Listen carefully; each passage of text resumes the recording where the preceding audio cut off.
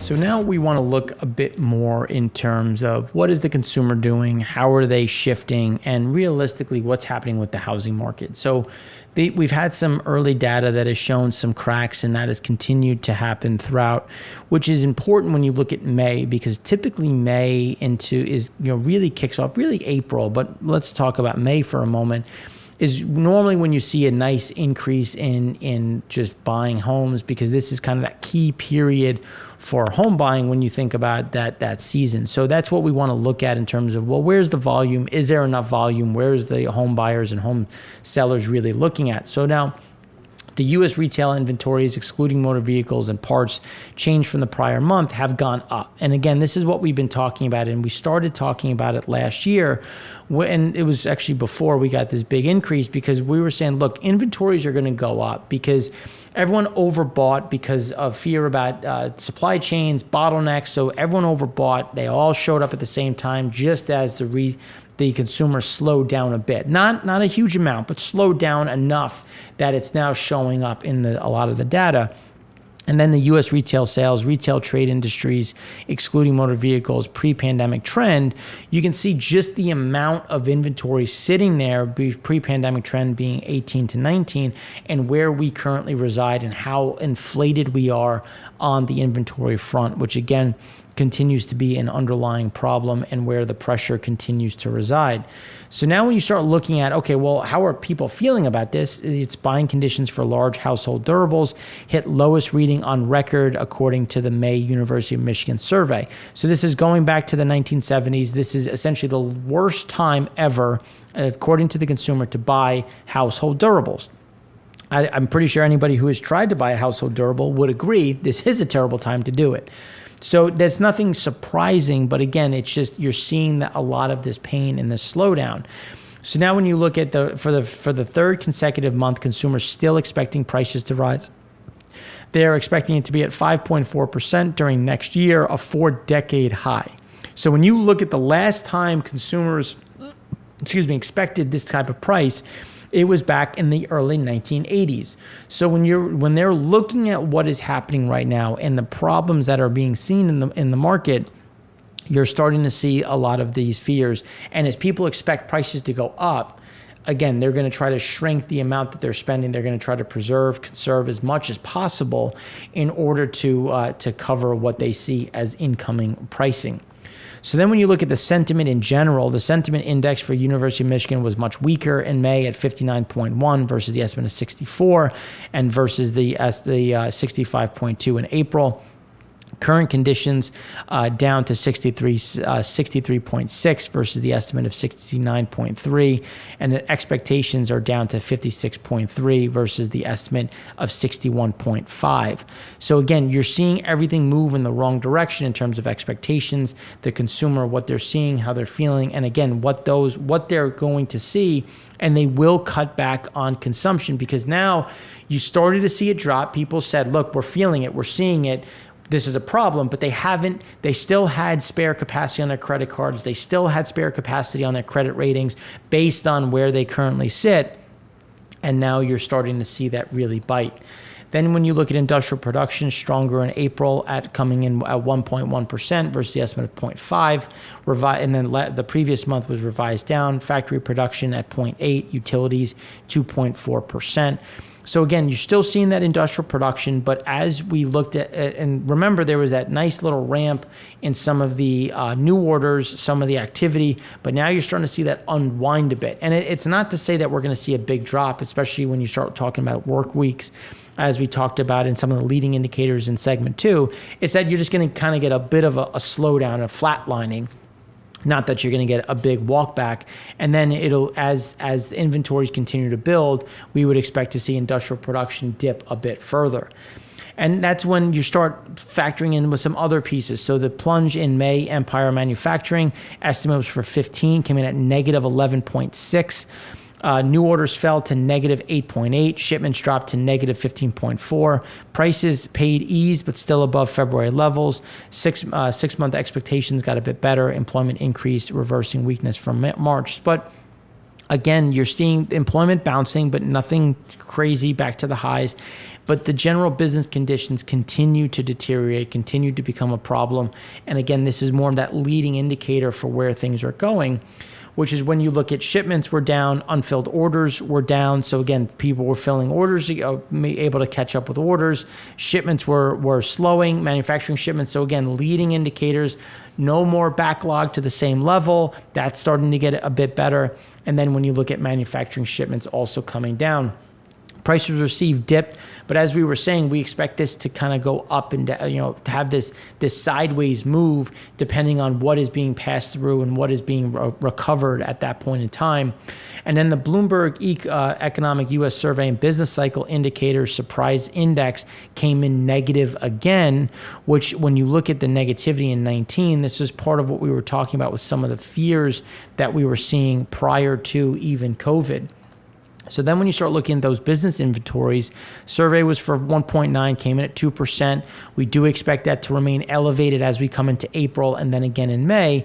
But when you look at the inventory side, especially when you start looking at Q1, this is why we were saying that Q1 is going to have a little bit of a bump. It probably won't be as bad when you get some of the final revised numbers. It'll still be negative, but again, the inventory side was a positive piece to it. But now as we go into Q2, that's where we start to see that slowdown in inventories. And then in Q3, when you get that catch up on some of the issues that we had with China, that'll draw down some of the inventories and create some of those headwinds on GDP growth. Philly Fed Index fell in May to the lowest since the pandemic began, came in at 2.6, just eking out growth versus the estimate of 15. New orders, shipments, and unfilled orders all rose. Prices paid, employment, and delivery times and inventories fell. 6-month general outlook and CapEx expectations also fell. So prices paid came off just a touch, but again, still at near or at all-time highs.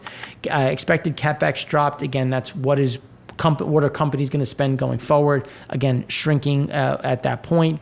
Then when you look at U.S. Industrial production for consumer goods, we're up, but the Conference Board U.S. leading index was expected to be flat, came in at negative 0.3%. So yes, industrial production continues to remain fairly strong, but all of those leading indicators, all of those pieces on pricing, all of that is showing now. Before it was just kind of bumping along, kind of growth, flattish.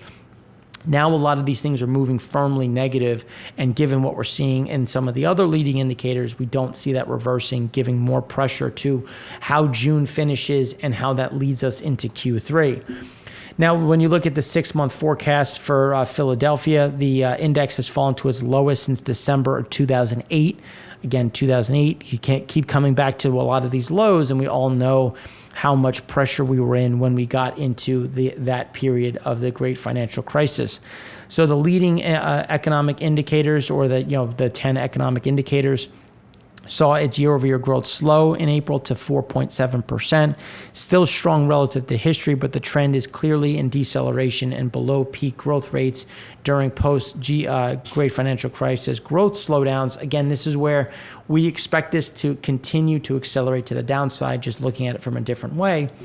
Now, even though, as we talked about, prices paid continues to increase, this is, what are companies doing? Are they saying, look, we're eating the price, or are we going to continue to try to pass that through, which then comes down to prices received and what the consumer is getting impacted with. And there's a clear trend that remains in CEOs are doing to manage rising input costs. Passing them on to the consumers per Q2 updates still is number one. So 54% of companies are saying they're passing them on to customers. 15% are absorbing profit margins. So again, still the lion's share is still trying to push it down to the consumer. And this is for Q2 when you look at guidance. So again, more impetus for inflation to move higher again. Now, the household stress. So when we look at the survey that over 1/3 of Americans reported difficulties paying bills, it's now getting closer to the 2020 peak, which was the worst of the pandemic. And that's prior to when we started to really get some of that government stimulus when we think about fiscal side. So we're getting back to almost 35% of Americans are struggling to pay bills again. And now, mind you, wages have gone up and they're still struggling to pay bills. So it gives you an idea of just how high costs are and why that sticky inflation is really going and really starting to become a bigger problem. And then it's starting to show up, as we talked about, in the retail sales. So there was April retail sales came in at 0.9%. Versus the estimate of positive 1%. Sales ex autos, or as we should say, core control group, came in at 1% versus the estimate of 0.7%. But it's important to look at it adjusted for inflation. So when we look at it adjusted for inflation, inflation adjusted retail sales were actually negative and came in at negative 0.5%. So when you think about that, you're losing volume because people are paying more, so they're just buying less. So for an example, if you normally buy 2 boxes of cereal, you bought 1. And it's just because the price of that box of cereal just became too much and you couldn't afford the additional one. Then you start thinking about other types of price increases which continue to bite. Paying more but spending less on retail. So again, the adjusted for inflation came in at negative 5%, and core again was at 1% but came in negative when you factor in it for inflation. And you continue to see some of these pivots where non-store retail sales, food stores are continuing to attract that nominal number, and it's going to continue to go up as food prices have shifted higher again in May when you're looking at April sales. So again, more pressure to the upside. And then when you put this against disposable income, from pre-pandemic levels, U.S. retail sales are up at a 12.4% annualized rate. Meanwhile, disposable personal income is up at a 5% annualized rate. And that alligator side is where we expect this to come back down, and that 12.4% annualized to roll over. And especially because when you look at the personal income, we expect this to flatline a bit more. And again, bring this back down, which is going to put more pressure on the underlying sales. Now, highest paid workers have seen wage growth come back, but it's the lowest quartile, blue, that continues to see the fastest pace. So you're seeing the rate go up, but it's still not keeping up with inflation, even though you're seeing these prices, which is why the fear of that inflation spiral continues to be, wage spiral continues to be in the lexicon, because it's like, well, how do we get in front of this given where things have shifted? And that's when you take it to the next level and say the short-term trends in average hourly earnings have decelerated, and it's an important development if it continues. And so far, we have seen it continue, especially when you look at what we've seen following the leading indicators coming from the regional feds, which the regional Federal Reserve data, which is why we continue to see some of these pressure points. Adjusted retail sales, so services spending came back. The 3-month average of retail sales at restaurants has started to accelerate because, again, people are seeing some of that pivot.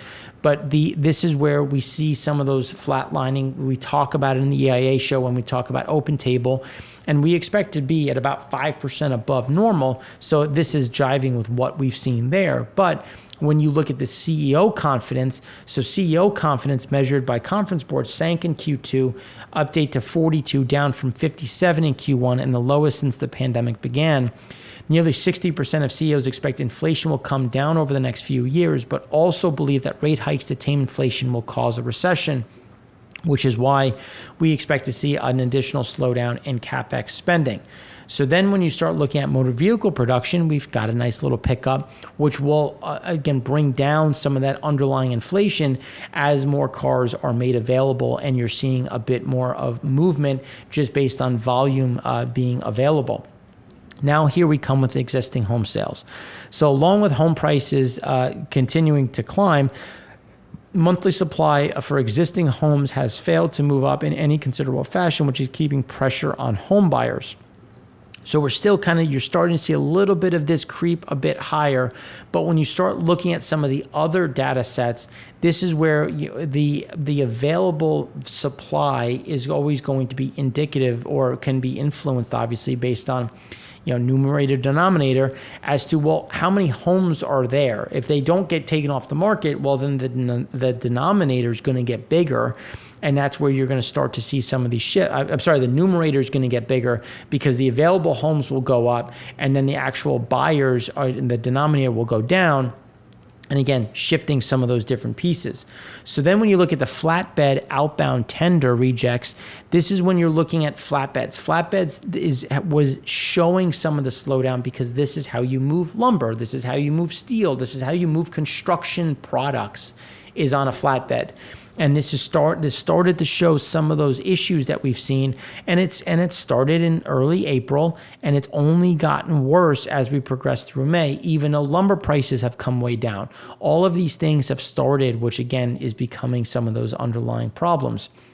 All the while, MBA U.S. Purchase Index is at the lowest it's been going back to 2018, and this is something where, again, more of the leading indicators in terms of the mortgage securities as the full pandemic round trip for the purchase index. April existing home sales weaker, came in at negative 2.4% versus the estimate of negative 2.2. The previous month was revised down from negative 2.7 to negative 3.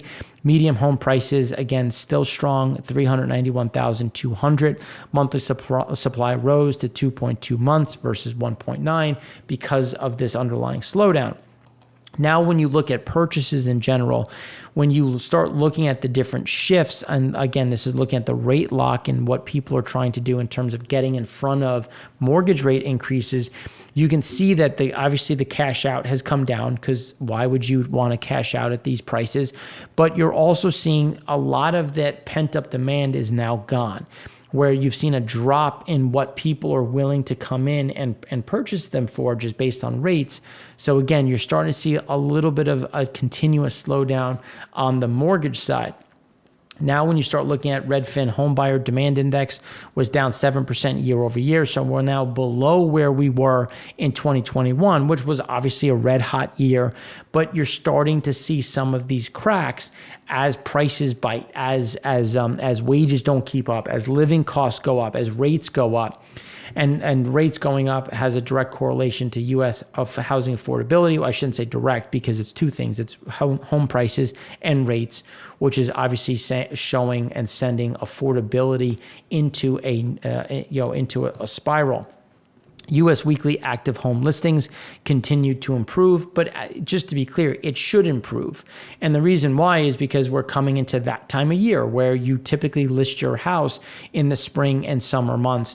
And so it's not surprising to see the weekly active home listings going up. But at the same time, when you look at what we had seen is before you even listed, you were sold. Like you essentially pre-sold your home, so it would go on and immediately come off. Now you're starting to see homes stay a little bit longer. You're still getting people coming through. Just an anecdotal story. We have a friend who put their house on the market in a very desirable area, and what the realtor said would be a moving price, where people were going to get excited about the price and see that bid. 12 people came through and 0 offers. Now, again, it could just be who came through, who was available at that time. It could be different, but again, this is some of that slowdown that we're starting to see creep in, and this is Long Island, which is always at a stupid price.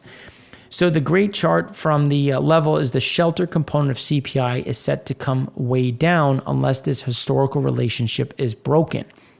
So the question is when? Because when you look at the sticky side, the CPI shelter component hasn't really caught up. So the question is, how quickly does it catch up? And then do we see that big drop? But that big drop has to come with pricing.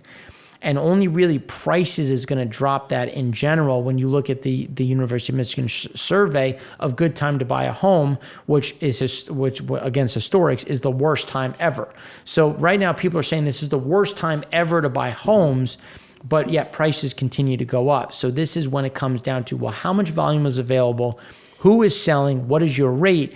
And it takes time. This is not just, it happened, so I'm immediately going to reduce my price. No, this is a slow grind, and we're going to get some pain in this current market, which is, again, going to drive down some of that underlying price. Monthly drop in April prospective buyers. Traffic portion, builders index was the worst since April of 2020.